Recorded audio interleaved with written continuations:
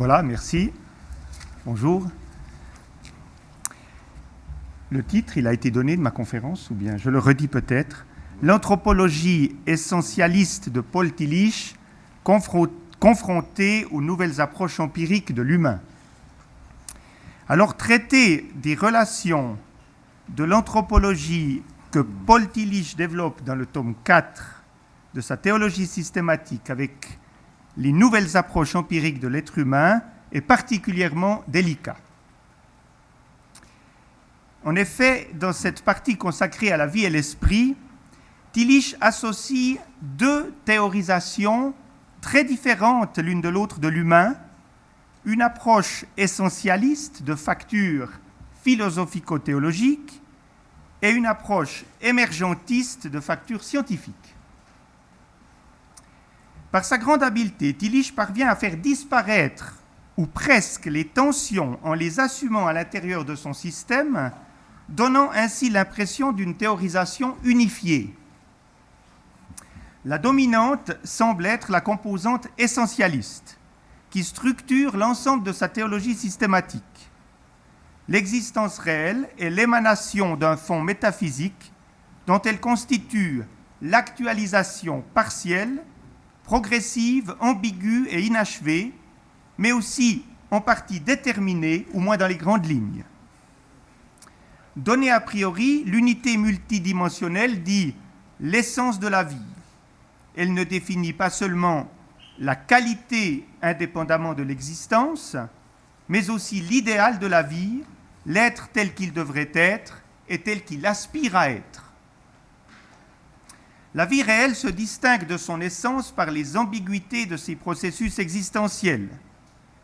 Alors, première question en ouverture, on peut se demander s'il est pertinent d'avoir désigné l'essence non ambiguë de la vie au moyen du concept le plus ambigu qui soit, à savoir l'unité multidimensionnelle, c'est-à-dire l'identité de l'un et du multiple ou la coïncidence des contraires. Manifestement, l'essence non ambiguë de Tillich est décrite à partir du point de vue de l'existence. L'indéniable génie de Tillich consiste à avoir saturé cette philosophie de la vie de considérations relevant des sciences empiriques. L'actualisation de l'essence correspond au développement cosmique, puis géologique, biologique, et enfin historique de l'univers et de la vie. Tillich précise que les principales dimensions inorganiques, organiques, psychiques, spirituelles et historiques apparaissent lors d'une, c'est son expression, constellation de facteurs nécessaires à leur actualisation et réunis de façon contingente dans la dimension précédente. Je cite le passage qui me semble un des passages tout à fait clés de ce tome 4. La lutte des dimensions s'est longtemps prolongée jusqu'à ce que les conditions soient réunies d'un saut qui a provoqué la prédominance de la dimension de l'esprit. La théorisation est donc double, à la fois essentialiste et émergentiste. Des causes contingentes et une rupture ontologique, c'est-à-dire un saut, sont à la fois nécessaires pour actualiser une nouvelle dimension de la vie, laquelle émerge conflictuellement de son contexte antécédent. Et l'ensemble des dimensions de la vie, c'est le postulat de Tillich, ne s'actualise qu'avec l'être humain. Cette anthropologie à la fois essentialiste et émergentiste est-elle satisfaisante pour les sciences empiriques? C'est l'objet de notre questionnement. J'y apporterai quelques réponses partielles. Théoriquement, il faut reconnaître qu'il est problématique d'articuler le concept métaphysique d'actualisation de l'essence avec les principes épistémiques des sciences empiriques que sont l'enchaînement causal et la contingence des phénomènes et des événements. En général, les sciences empiriques, à commencer par la biologie et la psychologie, sont très critiques envers le concept aristotélicien d'essence. Elles lui reprochent une détermination fixiste de type normatif qui paralyse le réel dans un canevas métaphysique qui ne s'adapte plus aux résultats de l'expérimentation. Par exemple, l'essence de l'arbre, l'arborité que Tillich évoque dès les premières lignes du tome 4, est tout à fait exclue en biologie, les espèces et les individus évoluant à chaque génération. Mais dans ce refus de l'essence, il y a peut-être un malentendu entre essence et fixité. Nous y reviendrons. Il est vrai que Paul Tillich, malgré son ouverture manifeste aux sciences de la vie, est amené à associer prioritairement les phénomènes humains concrets à des dimensions essentielles.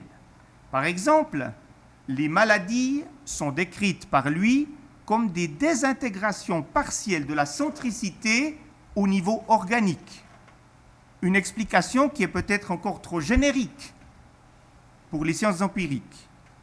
Tillich évoque le lien des maladies avec la dimension psychique, mais il n'aborde pas leur relation avec la dimension de l'esprit, par exemple. Non pas au niveau théorique, mais au niveau des phénomènes concrets évoqués par Tillich, une certaine compartimentation apparaît.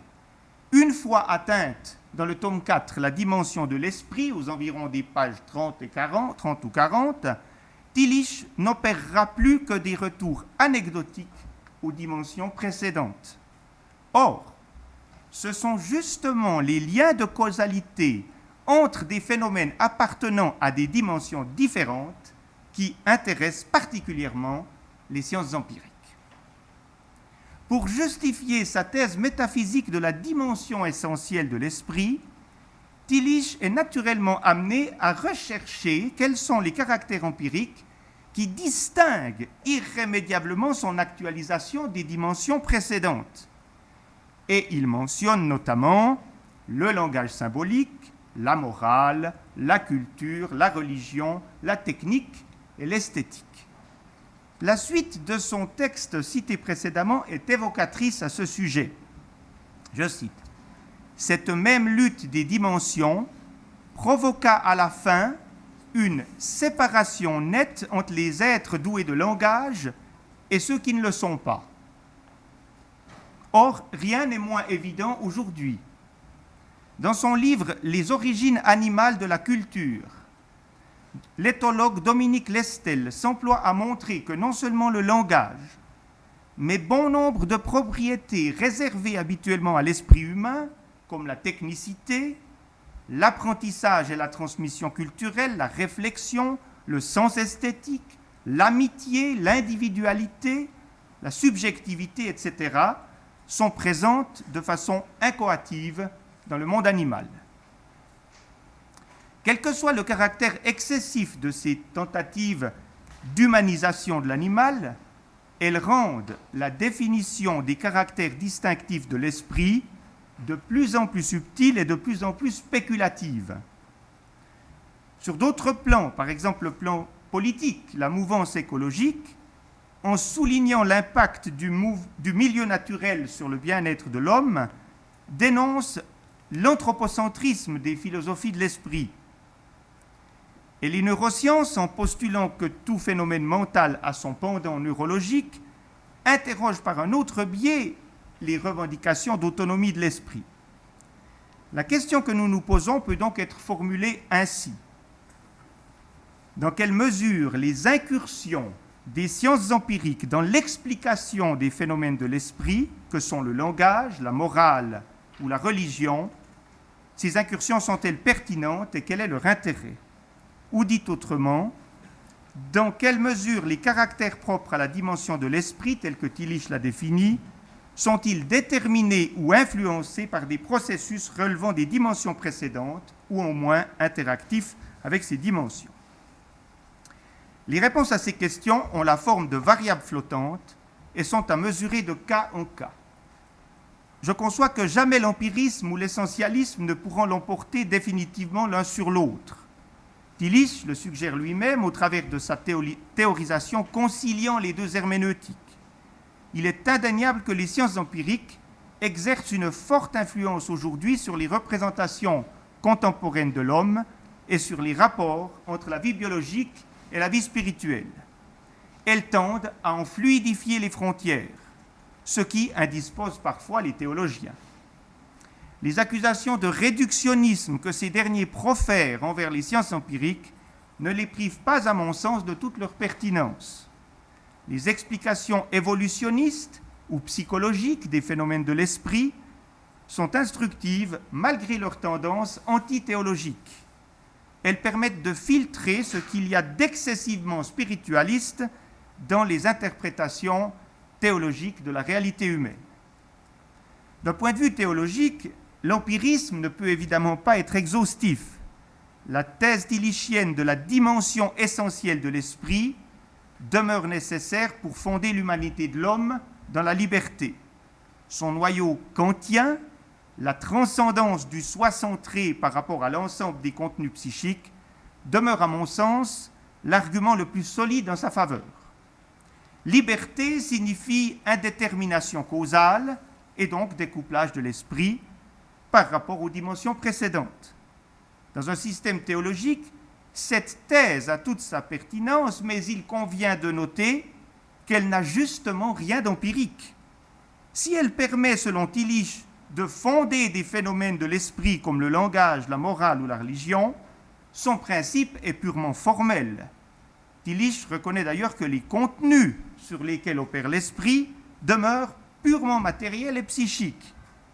Il s'agit, selon les sciences expérimentales, d'un postulat normatif et structurant qui demeure en lui-même indémontrable. Il n'est d'ailleurs pas étonnant, au fond, que la dimension de l'esprit ne puisse pas être démontrée.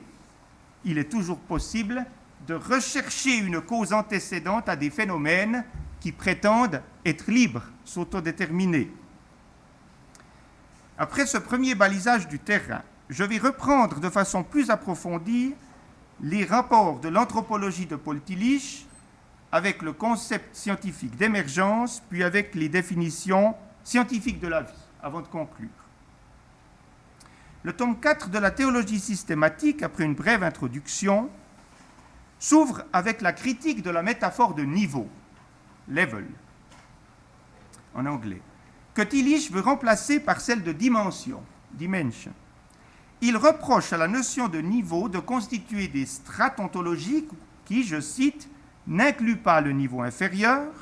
Cette superposition de couches a pour conséquence, à ses yeux, je cite, une interférence des activités mentales dans les processus biologiques et psychiques, une thèse qui suscite la réaction passionnée et justifiée des biologistes et des psychologues. Fin de citation. Et Tillich souhaiterait éviter ces interférences. En substituant à la métaphore de niveau celle de dimension, sa tentative consiste, je cite, à décrire la différence entre les domaines de l'être de telle façon qu'il ne peut plus y avoir d'interférence mutuelle. La profondeur n'intervient pas dans la largeur, puisque toutes les dimensions se coupent en un même point. Par cette affirmation, qui est une des clés de la théorisation du tome 4, Tillich nous renseigne sur l'origine de ce relatif cloisonnement entre les dimensions que nous avons constaté. À l'hermétisme qu'il reproche à la théorie des niveaux, il substitue une thèse pour finir assez semblable, l'indépendance des dimensions de la vie. Encore faut-il préciser qu'en français, une confusion est entretenue par le fait que dimension peut parfois signifier niveau ou échelle de grandeur, aussi dans la traduction de l'ouvrage de Tillich.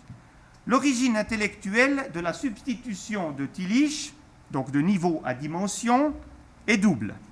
D'une part, comme le montre un passage de son ouvrage antérieur, Dynamique de la foi, Tillich essaye, à l'instar de nombreux penseurs de son temps, d'établir une séparation nette entre la science et la foi. Je cite, « La science n'a ni le droit ni le pouvoir de s'ingérer dans les affaires de la foi, pas plus que la foi dans celle de la science, et il ajoute « Une dimension de sens n'a pas la capacité d'interférer avec une autre. » Seconde origine de son remplacement de niveau par dimension, Tillich semble résolument hostile à toute notion de hiérarchie. Plusieurs de ses arguments à l'encontre de la métaphore niveau sont tirés du domaine politique et théologique. Je cite, le principe protestant et le principe démocratique nient la stratification du pouvoir en une hiérarchie de niveaux. Mais ce qui est pertinent sur le plan politique, au moins en partie, l'est-il forcément sur le plan de l'ontologie. Dans son œuvre la plus achevée, Tillich est amené à réintroduire certaines interactions entre les dimensions de la vie, au point que son usage de la métaphore dimension finit par ressembler passablement à celle de niveau.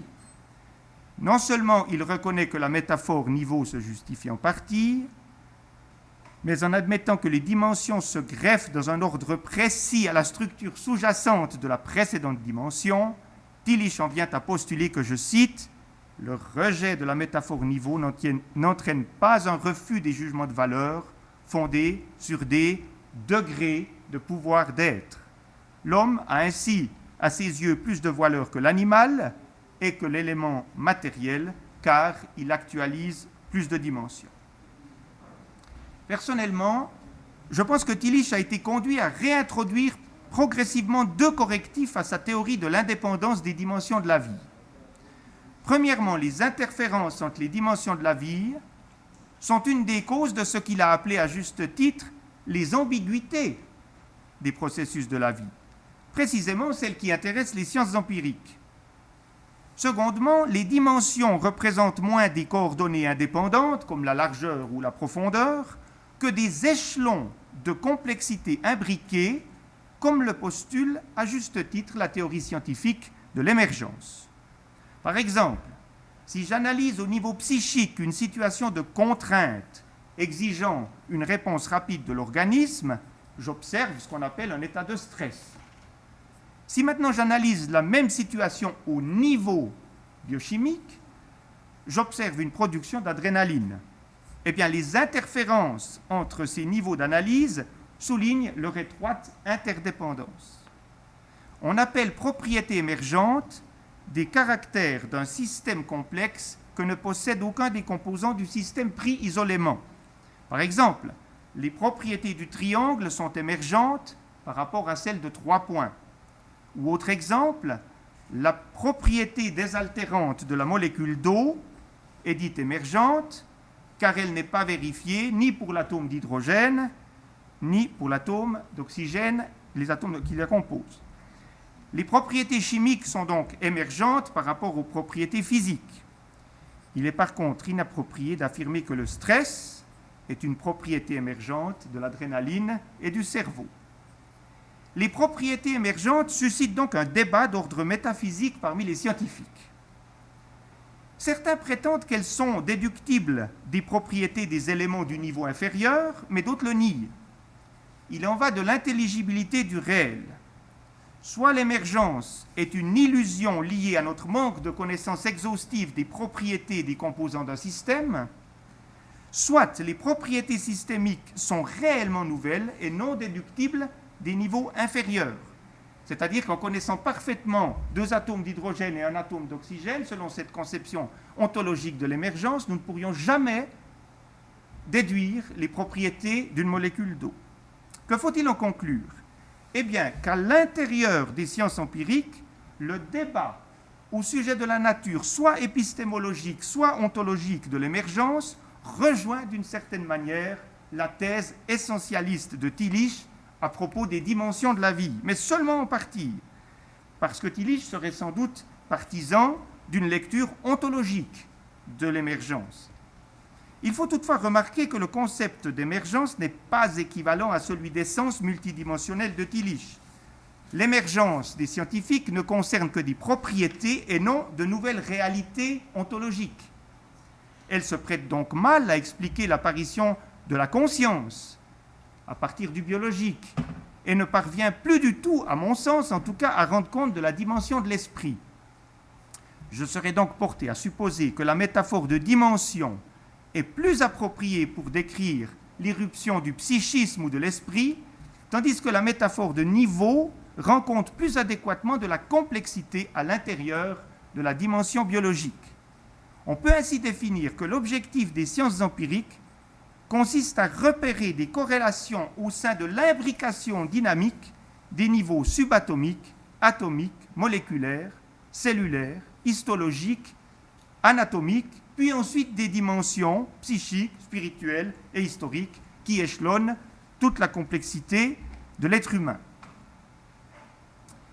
Après ces considérations structurelles, j'en viens à ma troisième partie. Nous pouvons résumer l'ensemble de notre propos en observant que la différence profonde et simple qui distingue le système tillichien des sciences empiriques réside dans la définition même de la vie. L'essentialisme de Tillich confère à la vie une orientation intrinsèque vers l'esprit, que la biologie évolutionniste ne lui reconnaît tout simplement pas. Je cite Tillich, « La vie graduellement se libère d'elle-même, de l'esclavage total de sa propre finitude, elle tend dans la direction verticale vers l'être ultime et infini. Cette orientation de la vie vers l'humain et vers le divin est liée au fait, je cite, que selon Tillich, les critères de la vie dans la dimension de l'esprit sont implicitement présents dans la vie elle-même. Selon le paradigme darwinien, l'évolution n'est pas du tout une orientation de la vie vers l'esprit. À vrai dire, la vie n'inspire à rien. L'évolution n'est pas suscitée par la vie elle-même, mais par le contexte, par des pressions du milieu, qui forcent en quelque sorte la vie à évoluer, et elle n'a pas du tout elle-même l'intention de le faire. Une sélection exogène s'opère sur les gènes, sur les individus, sur les groupes, animaux ou humains, et favorise les êtres les mieux adaptés à leur milieu. Pour expliquer l'apparition du mental ou de l'esprit, le darwinisme ne recourt donc pas à une thèse essentialiste, ni à une tendance intrinsèque de type spiritualiste, mais le darwiniste recourt à l'avantage reproductif des êtres dont le système nerveux permet l'adaptation la plus efficace et la plus profilée à leur environnement. Et ce raisonnement des sciences empiriques est actuellement appliqué aux civilisations humaines et aux performances des religions qui sont donc expliquées par les sciences empiriques en faisant totalement abstraction d'une dimension essentielle de l'esprit. Même constat au niveau de l'explication physique de la vie.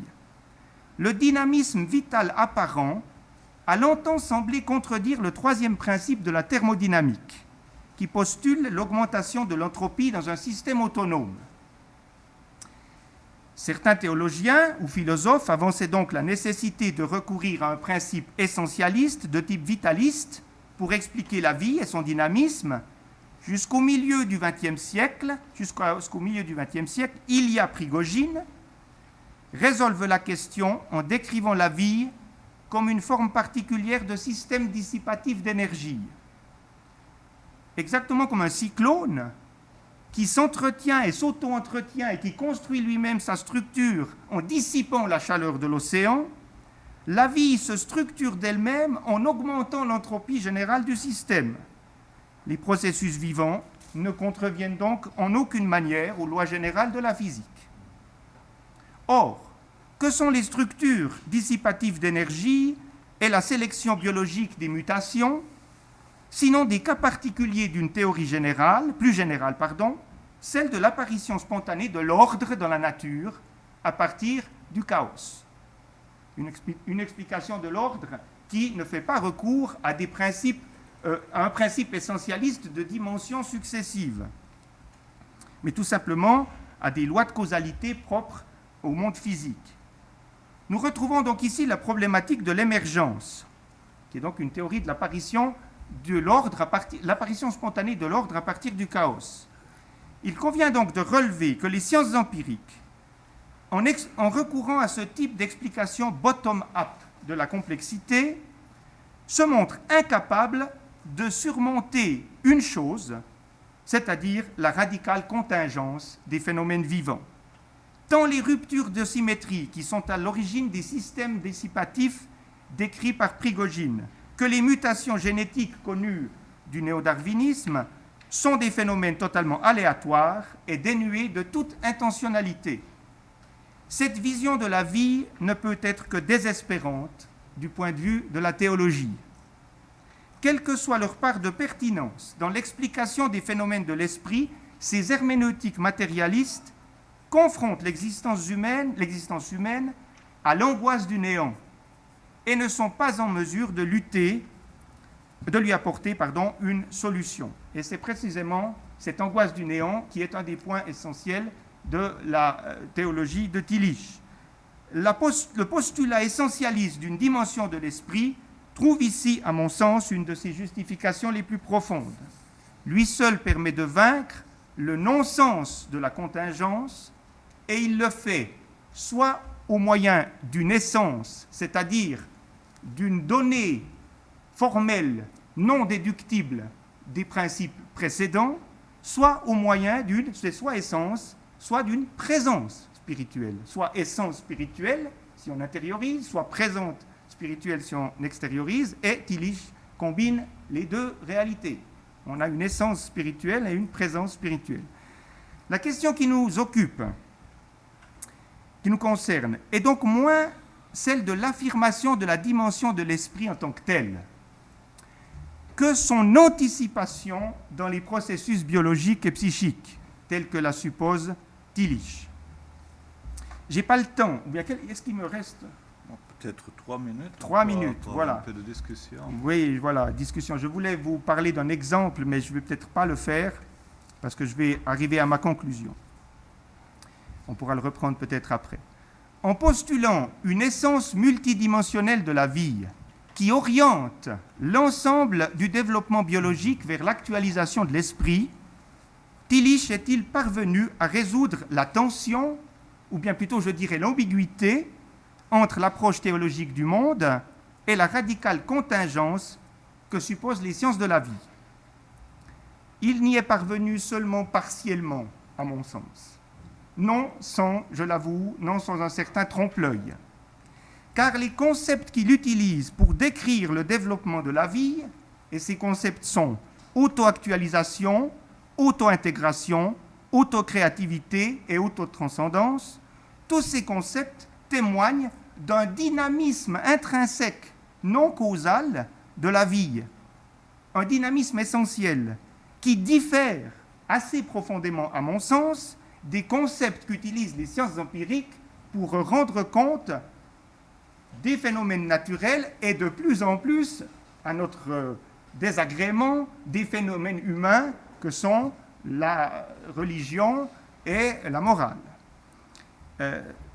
Les sciences empiriques recourent à des déterminismes sélectifs, c'est-à-dire à des choix préférentiels au niveau de leur fonctionnement, pour expliquer pourquoi certains phénomènes de l'esprit l'emportent sur d'autres, comme des réponses plus ou moins favorables à des besoins, des désirs, des souhaits, des attentes, dont la racine remonte à des dimensions toujours inférieures à celles de l'esprit. Donc, qu'est-ce que je disais? Les phénomènes-là, ces derniers recourent à des déterminismes sélectifs, comme par exemple, expliquant les attitudes morales ou religieuses en fonction de leur plus ou moins grande, du degré avec lequel elles favorisent la survie ou le développement, ou les différents développements humains à différents niveaux. Par conséquent, je pense que le principe de causalité émergente, qui est celui des sciences empiriques, ne peut pas être tout à fait confondu avec le principe tillichien de profondeur de l'être, qu'il hérite du romantisme et par lequel il explique justement la traversée des dimensions. Mais cette notion, à mon sens, de profondeur de l'être est, si vous me permettez, un peu trop floue par rapport au principe de causalité scientifique qui nécessite de montrer des phénomènes précis à un niveau donné comme étant cause ou conséquence d'autres, et non pas seulement des tendances générales. J'en tire une triple conclusion pour terminer. Premièrement, les approches empiriques des phénomènes de l'esprit soulignent que le substrat biologique et la vie spirituelle sont étroitement liés. Par conséquent, le canevas épistémique de la dimension de l'esprit, irréductible à mon sens sous certains aspects, comme je l'ai souligné, n'est pourtant pas éclairant à tous égards. cette notion de dimension de l'esprit peut aussi masquer d'autres explications plus empiriques qui réunissent différentes dimensions en montrant leur corrélation. Deuxièmement, il convient de relever que malgré le caractère inclusif du système à la fois essentialiste et empirique de Paul Tillich, et malgré sa grande ouverture aux sciences empiriques de la vie, certaines tensions subsistent avec les anthropologies développées à partir des résultats des sciences expérimentales. Tillich a essayé de les intégrer, mais à mon sens, certaines tensions ou certaines ambiguïtés subsistent entre sa théorisation et les théorisations purement empiriques. Troisième et dernière conclusion, la constatation de ces tensions fécondes entre diverses compréhensions du réel me conduit à postuler une lecture herméneutique du système ontologique de Tillich. Les différentes dimensions de la vie qu'il articule correspondent en fait à des représentations complémentaires de l'existence, et les ambiguïtés qu'il repère entre ces dimensions ne sont autres que les tensions épistémiques entre les divers paradigmes de la recherche. Recherche physique, recherche biologique, recherche psychologique, recherche philosophique, théologique, historique. Entre chacune, on va voir apparaître les ambiguïtés qui sont en fait celles que Tillich situe dans son système d'unité multidimensionnelle de la vie. J'en conclus que l'unification des savoirs, le projet d'unification des savoirs qui se cache derrière cette unité multidimensionnelle de la vie, reste un horizon structurant, mais à la fois jamais atteint et à ne jamais atteindre de la connaissance humaine. Je vous remercie. Merci beaucoup.